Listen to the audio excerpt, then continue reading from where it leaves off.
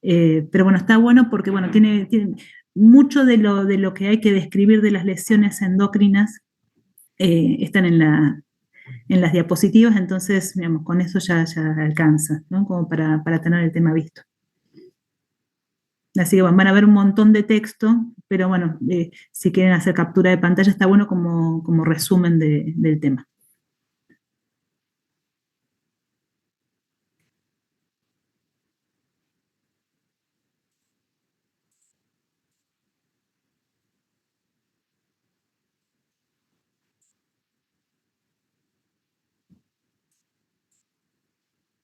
Bueno, calculo que seremos los que estamos, después se irán sumando más, ¿no?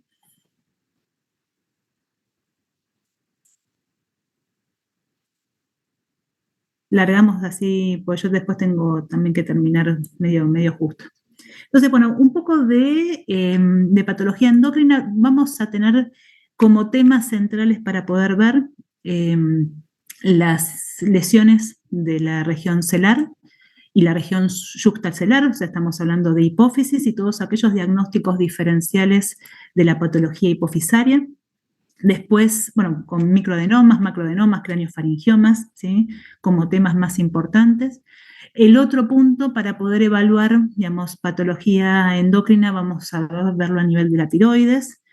En tiroides vamos a encontrar desde lesiones difusas, lesiones nodulares, que son muchísimas, son súper frecuentes de ver. Cáncer de tiroides, por suerte, no es tan frecuente, pero aquellas lesiones nodulares nosotros necesitamos diferenciarlas, cuáles son benignas de cuáles son malignas.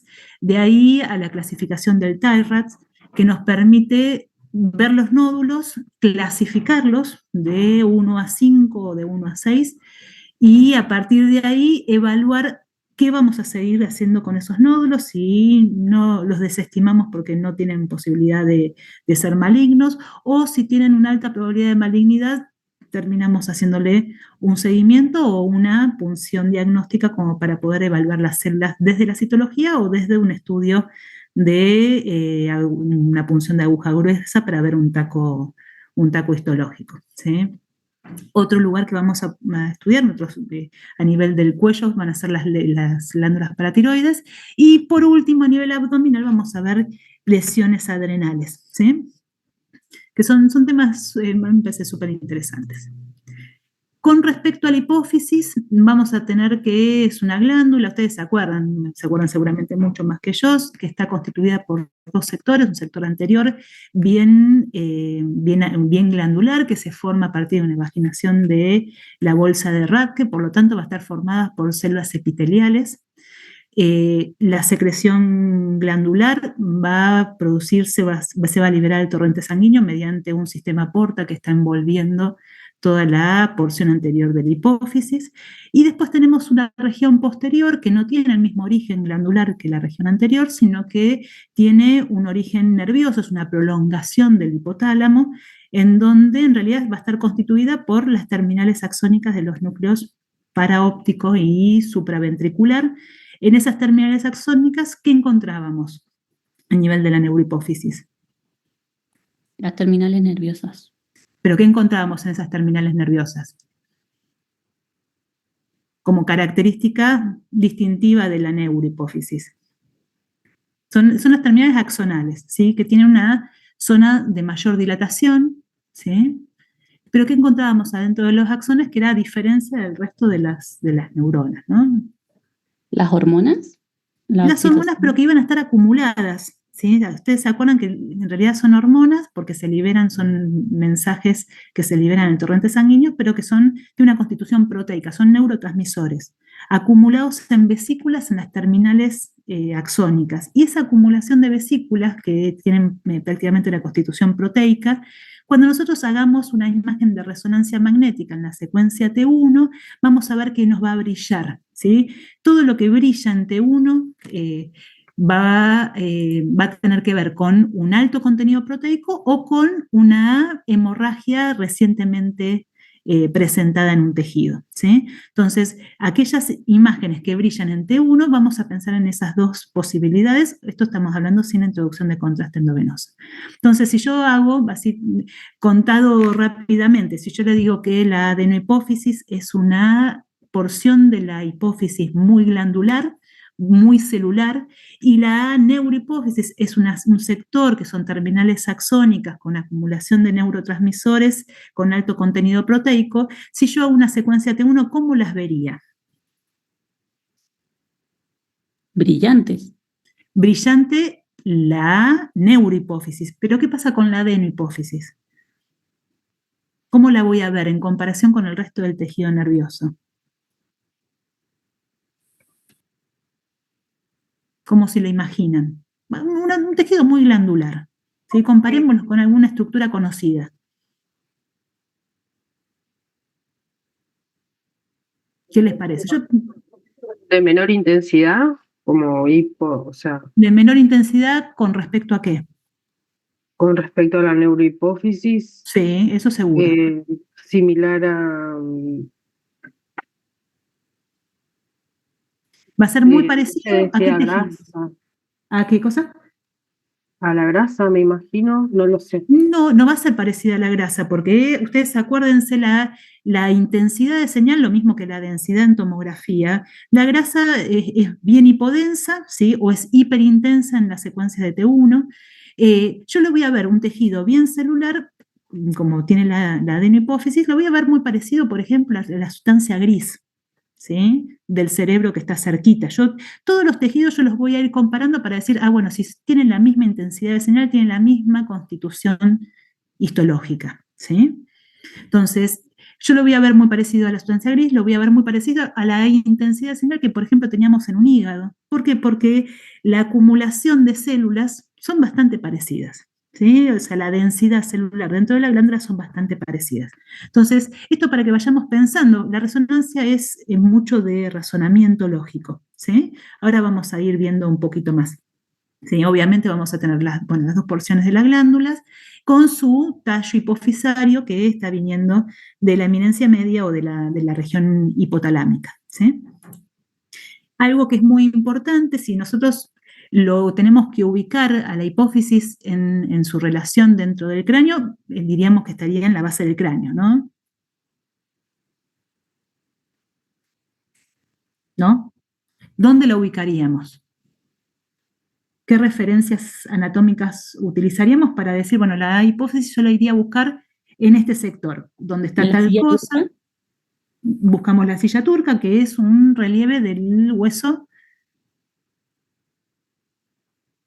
del efenoides. O sea, tenemos que la parte superior del efenoides vamos a tener la silla turca, todo delimitado por estructuras óseas, apófisis clinoides, ¿se acuerdan? Adelante, tenemos apófisis clinoides posteriores, hacia abajo vamos a tener el seno efenoidal, o sea, tenemos una estructura que nosotros en resonancia magnética la vamos a ver sin señal, la vamos a ver negra, ¿sí? Y hacia los costados teníamos los senos cavernosos, ¿tá? Con la carótida interna, con estructuras vasculares y también estructuras nerviosas que pasan por adentro del seno cavernoso, ¿sí? Y tiene una relación muy estrecha, que eso es muy importante desde la sintomatología, cuando aparece alguna lesión nodular, como para tomarlo como punto de referencia a la hora de ver las imágenes, va a tener una relación muy estrecha con el quiasma óptico. ¿Se acuerdan que el quiasma óptico se entrecruzaba por delante de la hipófisis? Hay un surco, ¿sí? A nivel de la silla turca que corresponde a la presencia del quiasma. Entonces, cualquier lesión que curse con aumento del tamaño de la glándula hipofisaria puede generarnos compresión, ¿sí? Del quiasma óptico y desplazamiento. Y con la compresión lo que nos va a dar es, por ejemplo, patología de sintomatología visual, ¿sí? ¿Se acuerdan, por ejemplo, qué tipo de síntomas visuales podemos encontrar en un tumor hipofisario? ¿Qué pensarían? Hemianopsia. Una hemianopsia y de qué campo visual.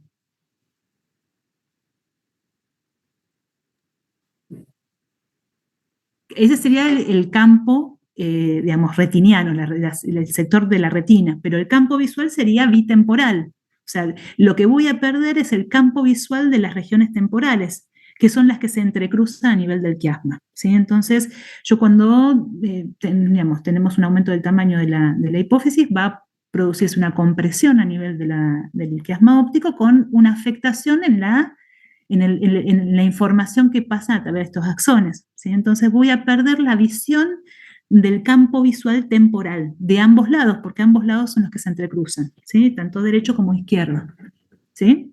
¿Hasta ahí estamos? Sí. Vamos a tener, obviamente, tiene una relación estrecha con la carótida, ¿sí? Con la carótida interna. Va a tener un desdoblamiento de la dura madre que va a hacerle una tienda a la hipófisis, que va a tener un diafragma, una zona de apertura a nivel alto por donde va a pasar el tallo hipofisario, ¿sí?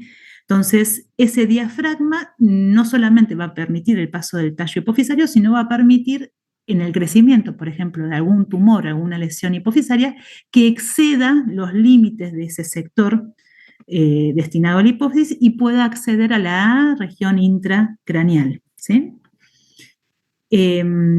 Después, ¿qué más? Bueno, tenemos el líquido cefalorraquídeo, obviamente, que va a estar rodeando a la hipófisis, y vamos a tener a la cisterna supracelar como sector más dilatado del líquido cefalorraquídeo, que ay, estoy trabada, es el espacio subaracnoideo, ¿sí? Y bueno, en los senos cavernosos vamos a tener estas estructuras, tanto nerviosas como vasculares, que vamos a encontrar cuando hagamos los diferentes cortes de resonancia magnética. Fíjense, acá tenemos en la imagen de la izquierda, es una radiografía de perfil de cráneo. La información que nosotros podemos encontrar del tejido nervioso es muy limitada, pero sí podemos ver estructuras óseas.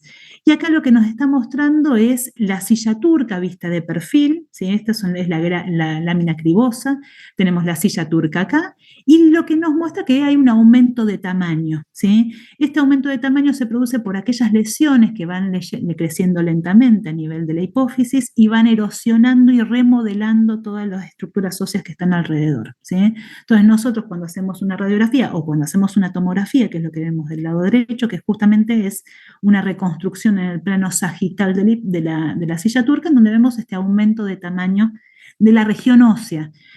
Ahora, si querríamos estudiar con más detalle qué es lo que pasa a nivel de la hipófisis, ¿con qué método tendría que estudiarlo? ¿Qué método ustedes elegirían? Una resonancia magnética. ¿Sería necesario ponerle contraste o no sería necesario ponerle contraste endovenoso? ¿Qué les parece? Esperaría primero ver sin contraste, si sin contraste es normal, veo si le pongo contraste, o siempre le voy a poner contraste endovenoso si queremos estudiar, por ejemplo, una hipófisis, para descartar una lesión tumoral. ¿Qué les parece?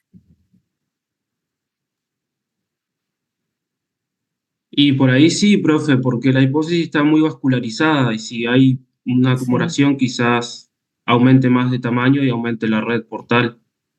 Sí, y también en realidad que yo lo que estaría buscando, primero lo que quiero ver es si existe o no una lesión tumoral, ¿sí? Para ver si existe o no una lesión tumoral necesito sí o sí tener cortes finos. Ustedes piensen que la hipófisis mide 10 milímetros por 10 milímetros por 12 milímetros de alto, ¿sí? Es muy chiquita.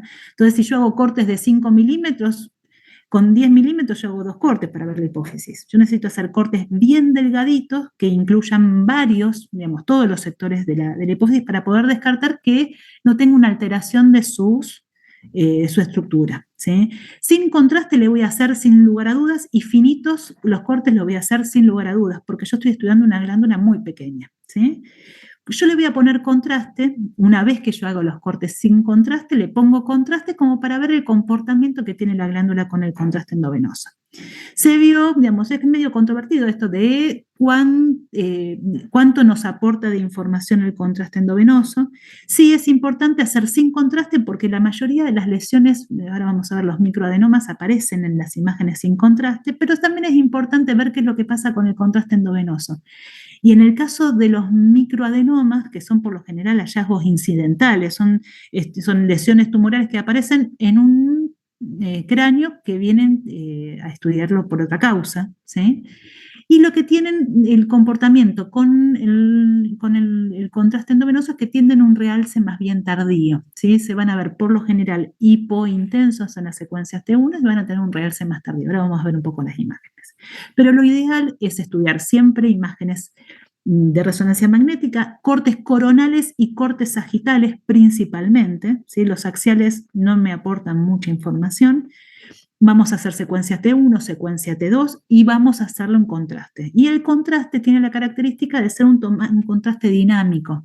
Significa que voy a hacer la secuencia T1 con contraste en múltiples momentos, ¿sí? Empiezo al minuto, a los 2 minutos, a los 3 minutos, a los 30, 20, los 20, los 30 minutos es cuando tienen el realce estos microadenomas que yo les contaba, ¿sí? Fíjense, estas son imágenes de resonancia magnética, son estudios normales. Busquemos primero porque apenas lo ven, dicen, bueno, esta es la silla turca y esta es la hipófisis. No, fíjense, piensen que esto va a ser el seno esfenoidal, ¿sí? Esto que está acá abajo es la mucosa de la rinofaringe, ¿sí? Esto es aire de la columna aérea de la rinofaringe. Hacia los costados del seno esfenoidal tenemos las carótidas, ¿sí? Por lo tanto, el seno cavernoso es esto que está a ambos lados. Por lo tanto, la silla turca es esta y la hipófisis es esto que está acá arriba. ¿Se entiende? ¿Se ve? O sea, no se manden de entrada para ver dónde está. En realidad, tomen como puntos de referencia, bueno, tengo el seno esfenoidal por encima del seno esfenoidal, que debería encontrar a la glándula. Los senos cavernosos hacia los costados y abajo vamos a encontrar a la rino y orofaringe, ¿sí? Entonces, acá tenemos, es un coronal, secuencia T1, sin contraste. Fíjense la glándula bien homogénea, ¿sí? Por la intensidad de señal, esto es adenohipófisis. Yo les había contado que si yo viera por una secuencia T1, la neurohipófisis aparecería brillante, brillante espontáneamente. Yo se los voy a mostrar acá, pero me tapa acá. Fíjense, esto es muy chiquitito, ¿no? Es un corte sagital, secuencia T1 de resonancia magnética, esto sin contraste y esto es con contraste. Fíjense, la glándula hipofisaria es esta. La parte más, digamos, más hipointensa relativa corresponde a la adenohipófisis, y la parte más intensa, espontáneamente, corresponde a la neurohipófisis. ¿Se ve? Esta queda chiquitito, pero bueno, después les voy a mostrar otra imagen. Cuando le pongo contraste, existe como un realce homogéneo en donde toda la glándula ya no se puede diferenciar tan fácilmente la neuro del edeno, toda la glándula toma contraste en forma homogénea, ¿sí? Bueno, esto es un corte sagital, estos serían los cortes coronales sin contraste. Acá tenemos a la glándula que no existe ninguna alteración, digamos, está bien homogénea. Con el contraste endovenoso en forma dinámica, hago una primera imagen, una segunda imagen, una tercera imagen. A medida que va avanzando el tiempo, avanza el contraste y la captación de la glándula, ¿sí? Por lo tanto, vamos a ir viendo cómo a medida que avanza el tiempo va tomando cada vez más contraste, ¿sí? El seno cavernoso se va a ir también contrastando justamente por las estructuras venosas, por el drenaje venoso que va a estar pasando por acá, ¿sí? Y por lo general el seno cavernoso toma el mismo contraste que toma la glándula, ¿sí? Estas son condiciones normales. Este es un corte sagital, también de la zona, está ampliado de la región de la hipófisis. Fíjense, este es el seno esfenoidal, ¿sí? Esta es la silla turca, tengo un área hipointensa y un área hiperintensa, esto sin contraste, ¿sí? Esto corresponde al sector de la adenohipófisis, este es el sector de la neurohipófisis sin contraste endovenoso. ¿Sí? ¿Se entiende? Fíjense, si yo voy a comparar la adenohipófisis, la voy a comparar con la sustancia gris, y es muy similar a la sustancia gris, ¿sí? Es una región de la glándula bien celular, ¿sí? Esto tenemos ya un corte, volvemos a este, dijimos que era sagital, este es un corte coronal de vuelta, vemos, fíjense, las carótidas, eso nos deschaba si es sagital o coronal, más que nada en estas que están ampliadas. No voy a ver carótidas a nivel de un corte sagital medio, porque van a quedar hacia ambos lados, y en el centro nos vamos a encontrar con la hipófisis, ¿sí? Esto que está acá arriba, ¿qué será?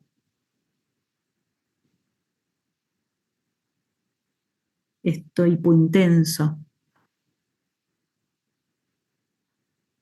¿Qué les parece?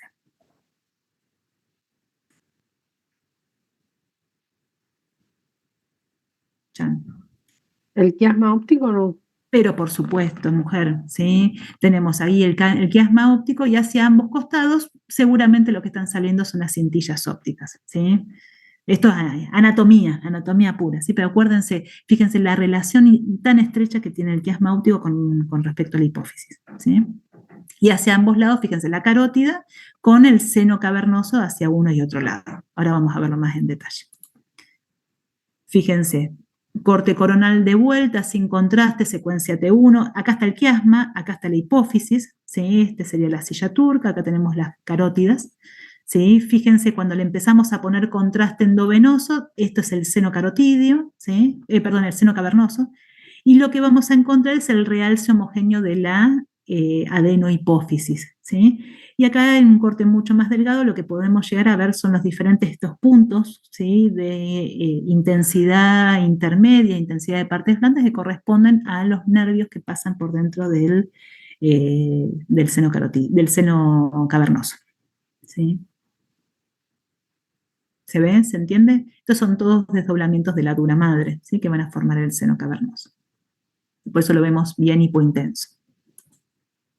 Entonces, vamos a tener un montón de patología en la región celar. Si tenemos una glándula, vamos a tener patología de la glándula, ¿sí? Patología hipofisaria, por lo general puede ser o quistes o tumores. Puede haber lesiones, por ejemplo, que están relacionadas con el hipotálamo. Vamos a ver lesiones relacionadas con los vasos sanguíneos. Tenemos bastantes vasos sanguíneos. Tenemos ahí la carótida, están saliendo las cerebrales anteriores, están saliendo muy cerquita. Tenemos nervios, por lo tanto, patología de los nervios vamos a encontrarlo en este sector. Y tenemos meninges, ¿sí? Por lo tanto, patología meningia también vamos a encontrarlo acá. Tenemos desde anomalías congénitas, anomalías del desarrollo, tumores benignos, tumores malignos. El más frecuente en los adultos que encontramos van a ser los adenomas, y dentro de los adenomas son los microadenomas, que son, digamos, son incidentalomas, son hallazgos incidentales por estudios que se hacen por otras causas. Y en los chicos, la lesión más frecuente va a ser el craneofaringioma. Existen aquellos imitadores de tumores, que son los aneurismas, amartomas y lesiones inflamatorias y granulomatosas, ¿sí? Bueno, los incidentalomas que le contaba yo recién son lesiones tumorales por lo general benignas, menores de 1 centímetro, que se encuentran a nivel de la glándula hipofisaria. Son estos famosos microadenomas no funcionantes, porque si fueran funcionantes nos hubieran dado sintomatología, ¿sí? O pueden también ser pequeños quistes, ¿sí?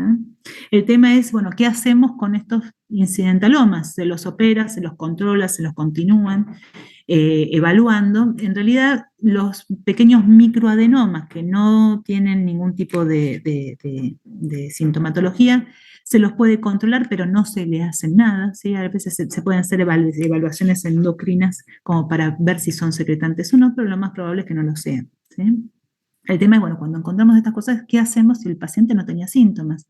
Y se ve que en estudios realizados en necropsias existen una alta probabilidad de tener microadenomas hipofisarios no funcionantes, que si no hacemos un método de imágenes nunca nos vamos a enterar, ¿sí? Una de los hallazgos, no es muy frecuente por suerte, es la silla turca vacía. No es una genesia hipofisaria, como uno lo llegaría a pensar, sino que existe una protusión, una herniación del aracnoides a través del diafragma celar con líquido cefalorraquídeo que empieza a comprimir, ¿sí?, la hipófisis, y la deja muy delgadita contra el piso de la silla turca, ¿sí? Entonces lo que vamos a ver es líquido cefalorraquídeo en la silla turca. Prácticamente no vemos imagen correspondiente a la glándula hipofisaria, pero si seguimos el tallo hipofisario, ¿sí?, que es el famoso signo del infundíbulo, vamos a llegar hasta la hipófisis y la vemos que está adelgazada y totalmente comprimida contra la silla turca, ¿sí? Acá tenemos dos imágenes, una imagen de resonancia, las dos son secuencias T2 de resonancia magnética, corte sagital y corte coronal. Lo que vemos, fíjense, en la silla turca bien aumentada de tamaños, y esto evidentemente es una lesión que con el tiempo ha crecido y ha remodelado la silla turca, ha remodelado el hueso, en donde vemos líquido cefalorraquídeo, y si se ponen a ver bien, en el fondo lo encontramos en la glándula hipofisaria, ¿sí?, bien colapsada. Entonces, volvemos a ver el quiasma óptico ahí por encima de ese espacio lleno de líquido. Existen muchos quistes, ¿sí?, quistes que están relacionados con derivados de los restos epiteliales de la bolsa de Rathke, puede haber quistes aracnoideos, todos van a tener este aspecto bien similar al líquido cefalorraquídeo. Algunos quistes aracnoideos tienen una densidad un poco más alta, por lo tanto en la secuencia T1 puede aparecer una intensidad un poco más elevada, pero por lo general son hipointensos en T1, hiperintensos en T2, no contrastan con el contraste paramagnético, y fíjense cómo es un quiste que también comprime a la hipófisis y que en el crecimiento pasa a través del diafragma celular haciéndose intracraneal y tiene este aspecto de 8, aspecto de muñeco de nieve, ¿sí? Esto es por el pasaje a través de la dura madre, ¿sí? Que está envolviendo la hipófisis. Con respecto a los adenomas hipofisarios, tenemos los micro y los macroadenomas, tienen que ver con el tamaño, el punto de corte es 1 centímetro, por debajo de 1 centímetro hablamos de microadenomas, arriba de 1 centímetro son los macroadenomas.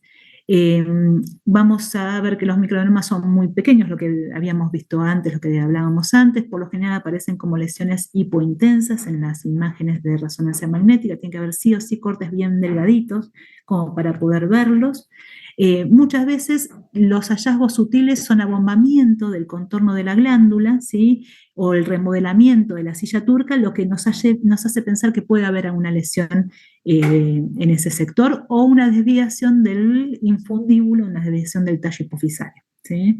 Aparecen entonces en T1 o isointensas a la glándula o hipointensas a la glándula, y con el contraste tiene un realce más bien tardío, ¿sí? Por eso, si lo estamos sospechando, hay que hacer cortes más bien tardíos luego de la inyección de contraste, ¿sí? Pero por lo general son más hipocaptantes en los primeros minutos, ¿sí? En la secuencia T2 las imágenes son más variables.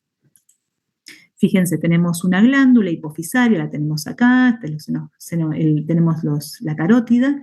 Fíjense cómo en esta imagen yo no veo nada que me llame la atención, es una secuencia sin contraste. Cuando le pongo el contraste, existe un área que no termina de captar contraste endovenoso, ¿sí? Esto corresponde a un microadenoma, ¿sí? Ustedes párenme si quieren que veamos algo en particular, ¿tá? Con respecto a los macroadenomas, son lesiones sólidas que vamos a encontrar a nivel de la silla turca, son mayores de 1 centímetro, tienen la misma, sucede lo mismo cuando el crecimiento excede la zona de la hipófisis, pasa por el diafragma celular y se hace intracraneal. En ese caso va a aparecer este aspecto de forma de 8 de muñeco de nieve. Se puede hacer estudios de tomografía para poder evaluarlos, ¿sí? Va a tener, el aspecto, cuando son más grandes tienen más riesgo de tener necrosis, tienen más riesgo de tener hemorragias y tienen más riesgos de tener algún componente quístico. Entonces, lo que le va a dar el componente, el aspecto heterogéneo al macroadenoma va a ser estos tipos de características, si no va a ser homogéneo, ¿sí? Como habíamos visto en el microadenoma. Entonces, si son quísticos, vamos a tener zonas hipodensas en tomografía o zonas hiperintensas en secuencia T2 en resonancia magnética. Lo mismo con las hemorragias y la necrosis, te va a dar un aspecto bien heterogéneo, ¿sí? Algo que es importante cuando hacemos el estudio de tomografía, vamos a ver que la atenuación del macroadenoma es similar a la sustancia blanca. ¿Se acuerdan que nosotros, eso calculo que lo verán siempre que ven patología, podemos medir las unidades Hanfield por tomografía? Eso lo vieron, ¿no? Sí. Sí. Dentro de la escala, ¿dónde pondrían cada tejido? ¿Se acuerdan?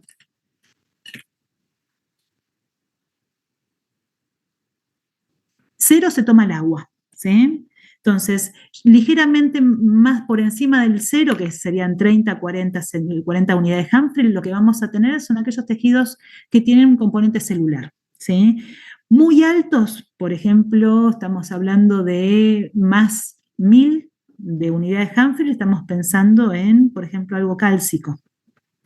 Cuando tenemos unidades bajas, menos, dentro del rango de los números negativos, un menos 30, un menos 40, nosotros vamos a pensar en los lípidos, ¿sí? Que tienen un contenido graso. Y si tenemos menos 1000, menos 2000, vamos a pensar en el aire, ¿sí? Para tener más o menos una idea. Entonces, en tomografía, estas lesiones, estos macroadenomas van a tener unas unidades Humphrey de 30 a 40, digamos, de unidades, que tiene que ver con esta composición bien sólida, ¿sí? No tiene ni sangre. Si tuviera sangre, la densidad aumentaría, y si tuviera calcificaciones, que no las tienen habitualmente, también aumentaría la densidad.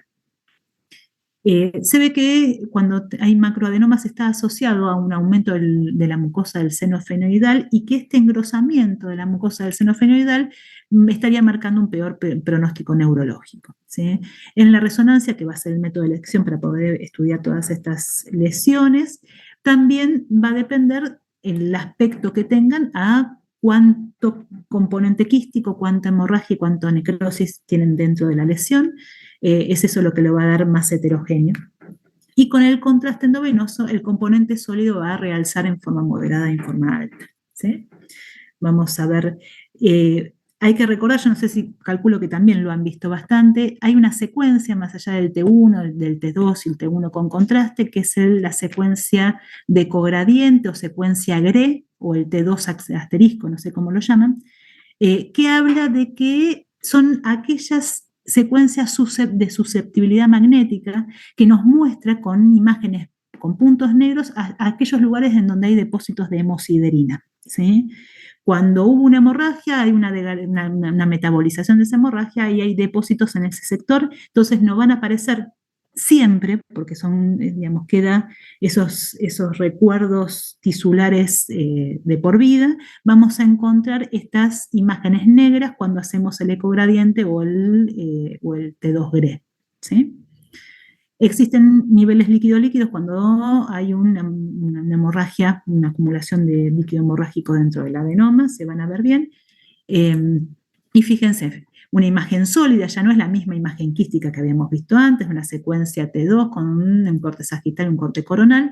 Fíjense cómo va creciendo, crece a través del diafragma celular, dando esta configuración en 8 o en muñeco de nieve, ¿sí? Fíjense cómo se lleva para arriba el quiasma óptico, remodela la silla turca, por lo tanto aumenta los diámetros que pueden ser visibles por la radiología, y desplaza hacia los costados, incluso puede, en este caso no, pero puede, digamos, afectar al seno cavernoso y a las carótidas, ¿sí?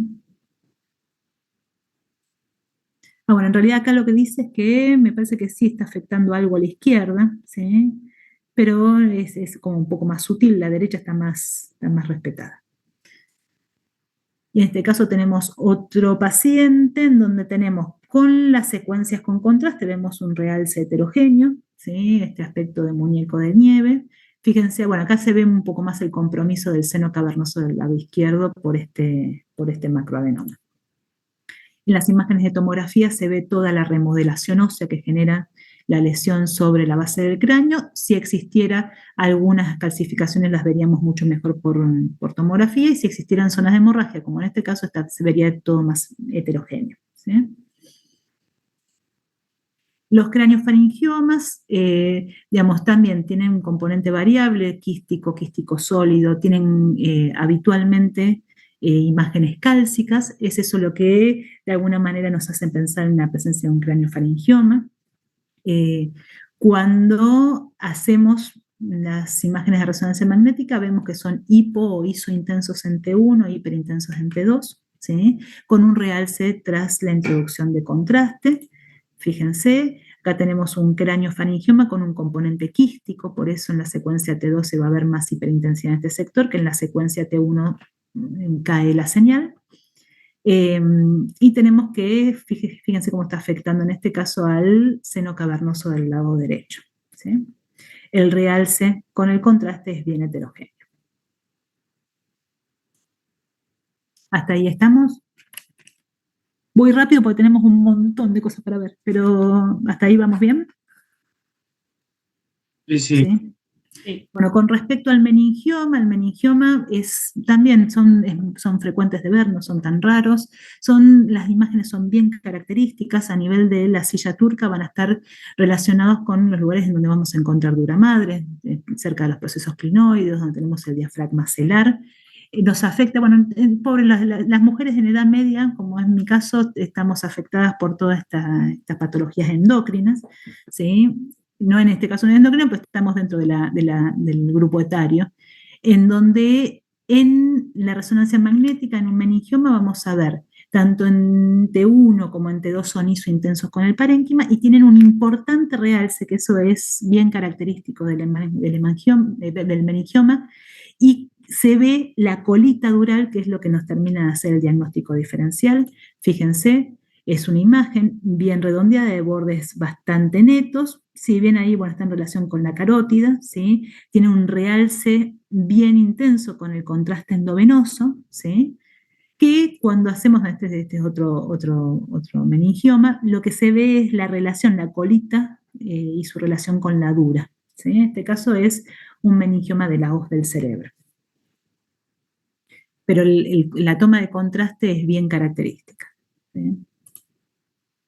Y con respecto a los aneurismas, no tienen nada que ver con la patología endocrina, pero sí es importante tenerlo en cuenta en los diagnósticos diferenciales. Cuando es un aneurisma que no está trombosado, cuando le ponemos el contraste paramagnético, el contraste endovenoso, se va a teñir, se va a pintar igual que el resto de los vasos, por lo tanto el diagnóstico es un poco más sencillo.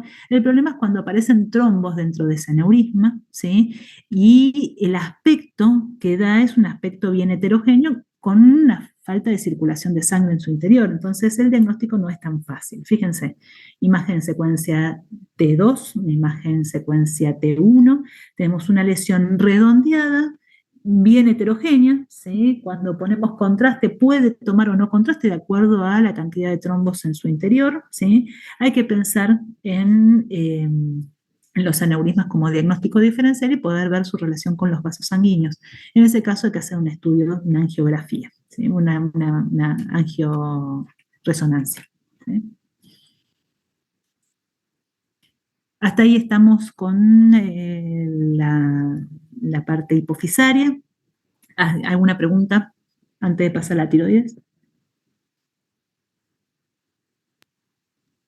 ¿Estamos bien? ¿Están muertos? ¿Están Sí, vivos? profe, Sí. estamos No, vivos. bien. Vamos, Aún denme bien, profe. denme algún signo de vida cada tanto. Tenemos, con respecto a la glándula tiroides, bueno, ustedes saben, es una glándula también muy celular, formada por dos lóbulos unidas por un istmo, se encuentra por delante de la tráquea, rodeando la tráquea, a nivel del cartílago tiroides. Vamos a encontrar por detrás de la glándula tiroides 4 o más glándulas paratiroides bien pequeñas que se encuentran por detrás de la cápsula glandular. Y bueno, como función va a ser una regulación del aparato cardiovascular, del aparato digestivo, del sistema nervioso, de las otras glándulas endócrinas, estimula el crecimiento, digamos, el metabolismo en todo su esplendor, con lo cual las glándulas tiroides, digamos, la secreción va a hacer que todo funcione bien, ¿sí? Desde el punto de vista de las imágenes, el método ideal para estudiar la glándula tiroides es la ecografía, ¿sí? Porque es una glándula superficial que con un transductor lineal podemos verla con muy alta resolución, ¿sí? Podemos ver bien lesiones difusas, lesiones focales, la vascularización la podemos evaluar mediante el Doppler, podemos guiar con una ecografía para realizar la PAF o para hacer una biopsia, ¿sí? Para el control post-tratamiento, ya sea quirúrgico o tratamiento médico. Tanto la tomografía como la resonancia magnética es más importante la evaluación, por ejemplo, de las cadenas glandulares, de las cadenas ganglionares, o aquella extensión intratorácica de la tiroides, ¿sí? Por ejemplo, un bocio nodular con crecimiento hacia el interior del tórax, vamos a estudiarla mucho mejor por tomografía o resonancia, ¿sí? La gammagrafía para ver un poco de función y tanto la PAF como la punción con aguja gruesa para poder conocer el tipo celular que está compuesta, ¿sí? Pero el método de elección inicial y final va a ser la ecografía. Fíjense, esto es un corte transversal a nivel del cuello, en el centro tenemos la tráquea, todo lo demás es la glándula, tiroides, lóbulo derecho, istmo en el medio, el lóbulo izquierdo, no sé si se ubican. Hacia los lados tenemos el paquete vasculonervioso del cuello del lado derecho, del lado izquierdo, ¿sí?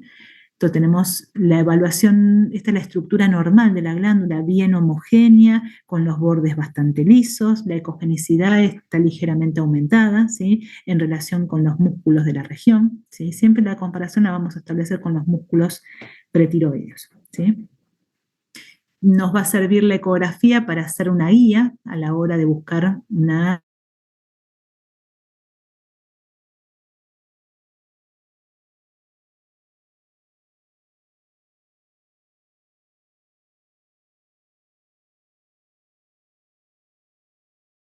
hacer la guía y hacer la punción. Lo ideal es que sean 2 operadores, pero uno mismo también podría hacerlo.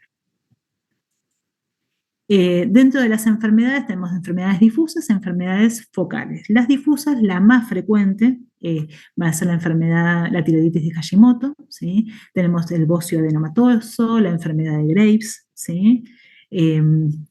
Dentro de esa patología, bueno, vamos a encontrar en la glándula, como hallazgo ecográfico, una heterogenicidad del parénquima bien marcada, lo que va a tener una estructura muy grosera, ¿sí? Con nódulos o pseudonódulos hipoecoicos en toda la glándula, que le da una disminución de esa ecogenicidad que nosotros veíamos en la imagen normal, ¿sí? Que dijimos que era más bien ecogénica la glándula tiroides. En la tiroiditis vamos a ver una disminución generalizada de esa ecogenicidad. Tenemos estos micronódulos muy chiquititos, que en realidad no son nódulos concretos y bien definidos, sino que es toda la glándula muy heterogénea. Puede cursar con aumento de la vascularización, si tenemos que es un momento activo de tiroiditis, que cursa también con incluso hasta aumento del tamaño de la glándula tiroides, y con un aumento de la producción hormonal cuando ya va aflojando el proceso inflamatorio y va claudicando un poco la glándula. Vamos a encontrar que hay una disminución del tamaño de la glándula tiroides y una disminución también de la vascularización.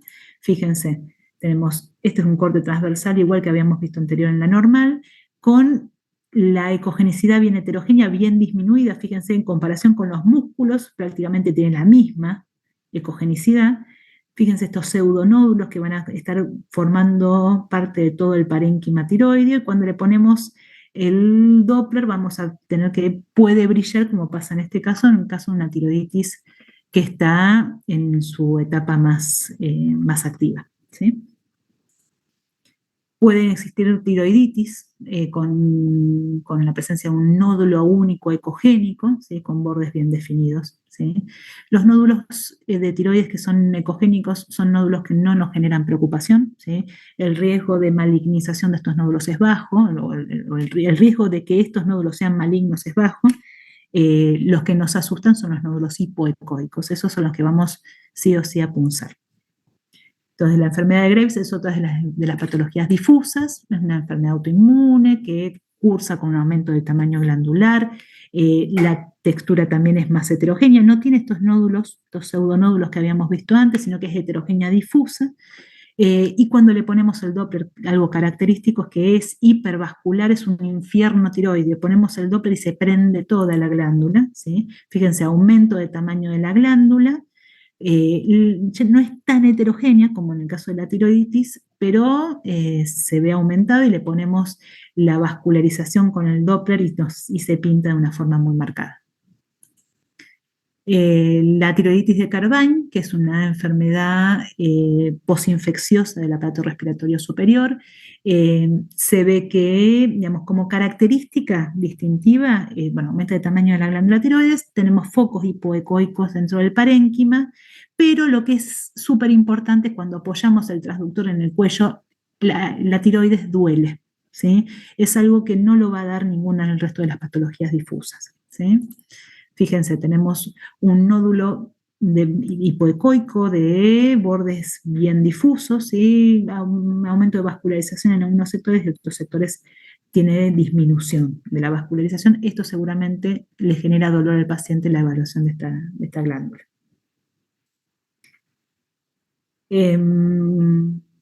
Esto va...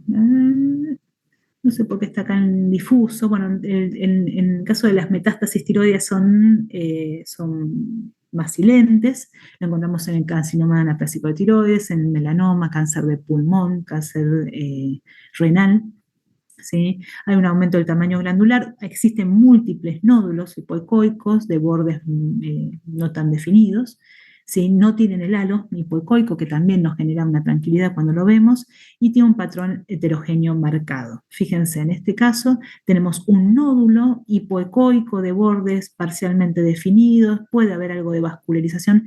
Este es un nódulo hipoecoico, no sé qué nombre le pondremos, pero esto lo punzamos, ¿sí?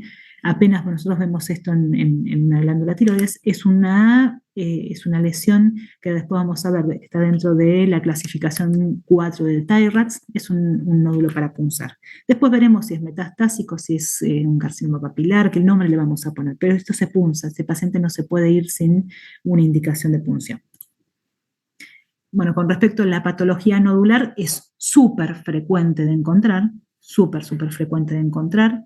Tenemos que es raro que venga una mujer de entre 30 y 60 años, hacerse una ecografía de tiroides y que no tener ninguna lesión, ni sólida ni quística, ¿sí? La gran mayoría, por suerte, son lesiones benignas, ¿sí? Un bajo porcentaje son malignas y vamos a tener como predisposición a desarrollar cáncer de tiroides aquellos antecedentes de una radioterapia cervical, un antecedente familiar de neoplasia tiroidea, que el nódulo esté fijo, que esté, digamos, fijo a planos profundos, una edad menor de 30 años o mayor de 60 años, y si tiene un antecedente personal de una neoplasia endocrina múltiple, ¿sí? Cuando sospechamos, digamos, que un nódulo puede ser maligno, a ver si está acá, acá sí, acá están las características, cuando tienen más de 1 centímetro y son hipoecoicos, tienen márgenes irregulares, ¿sí? Los márgenes bien definidos nos habla de un crecimiento lento. El diámetro antero-posterior es mayor que el transverso, esto es muy importante, o sea que nos está diciendo que tiene un aspecto columnar.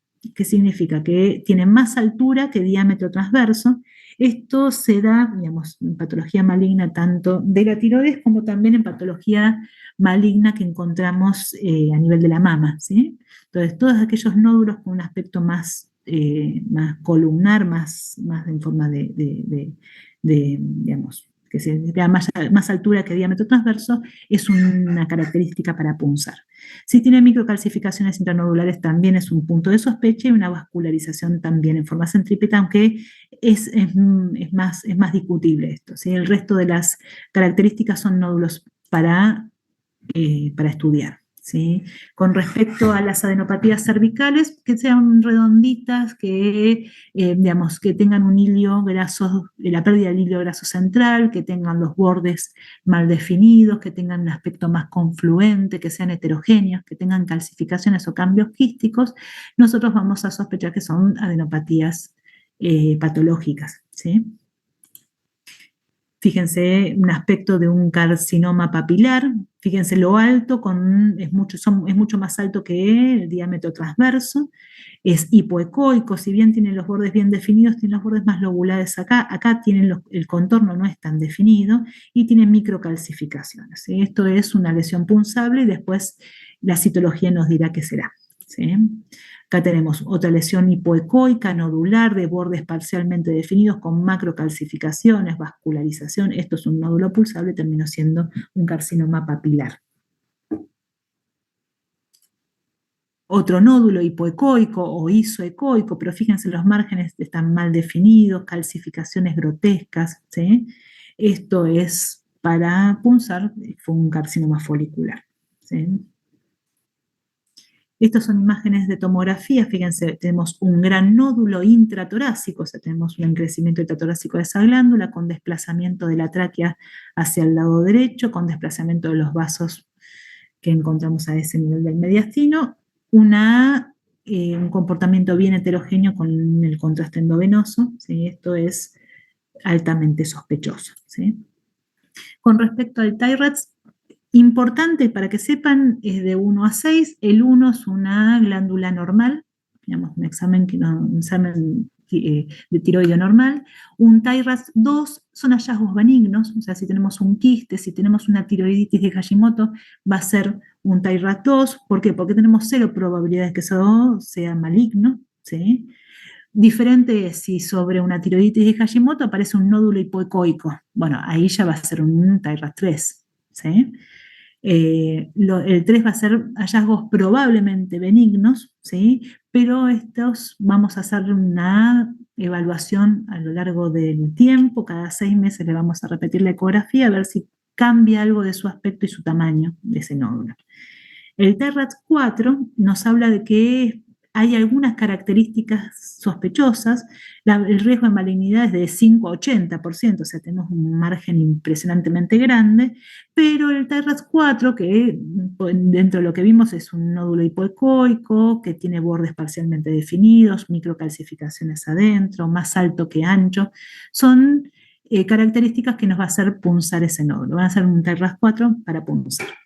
El 5 son hallazgos muy probablemente malignos, que es varios de estos características sospechosas juntas, y el 6 es cuando tenemos la confirmación por punción de la malignidad, ¿sí? Esto es más o menos lo mismo que veníamos hablando.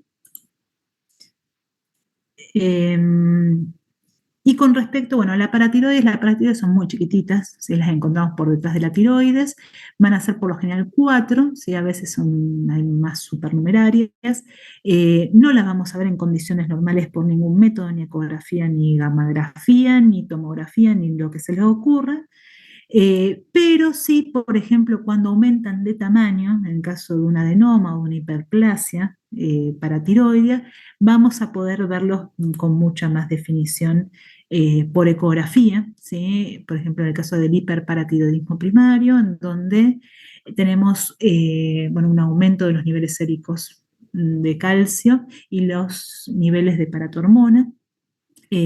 Por lo general son asintomáticos o presentan algún síntoma sutil. Y ¿dónde está que quería mostrarles? Acá está. No pusimos imágenes, después les muestro lo último, todas las imágenes juntas. El hiperparatiroidismo secundario tiene que ver con cifras elevadas de paratormona, pero por una causa, por insuficiencia renal o por hipocalcemia crónica. También hay un aumento de tamaño de las glándulas tiroides por hiperplasia, ¿sí? Y el tratamiento ya no va a ser quirúrgico, sino va a ser el tratamiento de la diálisis de la patología originaria, ¿sí? Bueno, con respecto a los adenomas, lo mismo. Ahora les voy a mostrar, quería mostrarles estas imágenes. Fíjense, tenemos la glándula tiroides, este es un corte longitudinal de un lóbulo, tenemos la cápsula de la glándula y por fuera encontramos una imagen nodular hipoecoica, pueden ser heterogéneas, pueden ser unas zonas más ecogénicas, ¿sí? Cuando le ponemos Doppler puede existir alguna estructura vascular que encontremos ahí, esto es altamente sospechoso de un nódulo de un nódulo paratiroide, ¿sí? Con la gammagrafía vamos a ver ese tejido funcionante. Por medio de tomografía y de resonancia magnética, la verdad que no nos aporta mucha más información. Es factible de verlo, ¿sí? Con el SPECT-CT nosotros vamos a ver principalmente aquellos adenomas ectópicos, ¿sí? Que no son de difícil sospecha con otra metodología de imagen. Fíjense, acá tenemos un adenoma, esta es una gammagrafía en donde vemos la captación del tecnesio 99 con la imagen donde existen estos nódulos, o ya sea un adenoma o ya sea un nódulo hiperplásico. Fíjense, esto no es frecuente de ver, no tenemos un adenoma con cambios quísticos, ¿sí? En su interior, con una vascularización también periférica, toma contraste periférico con la tomografía, ¿sí? Y está estrechamente relacionada con la glándula tiroides sin incluirla, ¿no? En la lesión. Y con respecto, bueno, estas imágenes que nosotros podemos encontrar relacionadas con el hiperparatiroidismo son todos los cambios óseos que se producen por los tumores pardos, ¿sí? Los tumores que son de resorción ósea a nivel de los huesos, con esto un aumento, una expansión de la cortical del hueso, con áreas bien heterogéneas, con lesiones líticas, ¿sí? Que nosotros encontramos a nivel de los huesos, y existen muchas veces estas fracturas patológicas asociadas a toda esta remodelación ósea producida por estos tumores pardos. Acá tenemos a nivel del cráneo también una lesión lítica expansiva, ¿sí? Que genera una remodelación ósea y con una pérdida de la fortaleza ósea con la probabilidad que aparezcan estas fracturas patológicas. ¿Hasta ahí estamos? ¿Voy muy rápido? Pues yo quiero llegar. ¿Vamos bien? Sí, profe, bien. Sí, profe. Bueno, y con respecto a las glándulas adrenales, ustedes, es muy difícil que las encuentren, ya me pasa en anatomía, el que me describan una glándula suprarrenal es muy difícil, pero creo que se acuerdan a esta altura de cómo se veían, están a nivel del retroperitoneo, arriba de los riñones, arriba y por delante de los riñones, tenían esta forma de B corta o de gaviota, se acuerdan que tiene un cuerpo y dos brazos, eran bien finitas, ¿sí? Que el brazo no tiene que medir más de 5 milímetros, cuando no nos acordamos el tamaño tenemos que compararlo con el espesor de la crura diafragmática que está cerquita, ¿sí? Entonces nunca tiene que ser más grueso el brazo de la suprarrenal que la crura, ¿sí? Y cuando hacemos tomografía, es muy frecuente encontrar patología de la glándula suprarrenal que no esté relacionado con lo que estamos estudiando, es otro incidentaloma que podemos encontrar en el estudio de imágenes. Dentro de las técnicas de elección para estudiar patología suprarrenal vamos a tener a la tomografía de elección, ¿sí? Es muy importante hacer estudios también cortes delgados a nivel de la región suprarrenal, sin contraste endovenoso. Nosotros vamos a medir las unidades Humphrey. Cuando estas unidades son menores a 10, por ejemplo, en una lesión nodular suprarrenal, nosotros tenemos una alta sospecha de que sea una lesión benigna, ¿sí? Después le vamos a poner contraste endovenoso y vamos a ver el comportamiento que tiene con el contraste endovenoso, ¿sí? Que por lo general tiene un realce importante con el contraste, pero tiene un lavado también muy rápido, con lo cual también nos habla de una benignidad, ¿sí? Con respecto a resonancia magnética, tenemos como extra a la hora de hacer el diagnóstico para poder ver qué tipo de lesión y qué tipo de componente tiene esa lesión suprarrenal.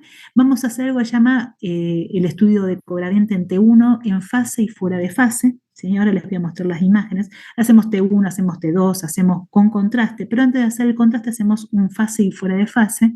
Y es esto lo que nos permite es ver cuando una lesión nodular tiene lípidos intracitoplasmáticos. Cuando hacemos la imagen en fase y después hacemos la fuera de fase, en la fuera de fase la lesión, si tiene lípidos intracitoplasmáticos, cae en forma importante la intensidad de la señal. Que esto, bueno, es lo que sucede, por ejemplo, en los adenomas. Ahora les voy a mostrar las imágenes. Entonces, nosotros vamos a hablar de adenomas cuando tenemos en tomografía un valor de atenuación de menos de 10 unidades Humphrey, por lo general son chiquitos, menos de 4 centímetros, tiene un aspecto homogéneo, hipodenso, redondeados, ovalados, con bordes bien definidos, el realce es homogéneo, tiene un realce importante, y es esto que yo les contaba, tiene un lavado rápido, ¿sí? Que es lo que nos hace pensar en una lesión benigna.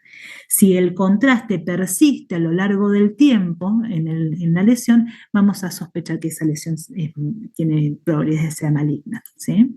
Fíjense, acá tenemos un corte de tomografía a nivel del abdomen superior, una lesión nodular en la región suprarrenal, este es el riñón izquierdo, que, bueno, si bien tiene contraste, pero en fase arterial, es una intensidad de señal parecido a todo el resto de los parénquimas, ¿sí? Si lo medimos con las unidades Humphrey nos va a dar 4.6, ¿sí? O sea, es una lesión muy probablemente sea un adenoma.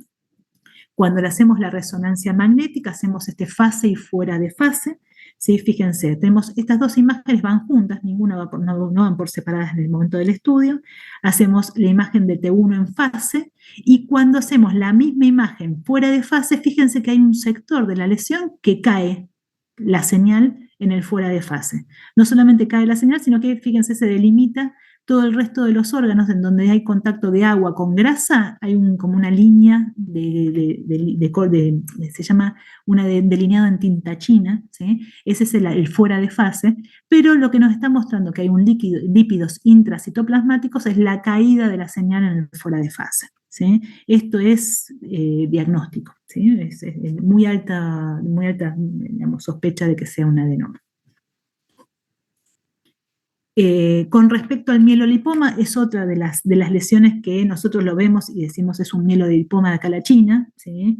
Porque tiene como característica distintiva que vamos a tener tejido adiposo y tejido hematopoyético. La proporción va a variar según la cantidad de cada tejido que tengan en cada paciente.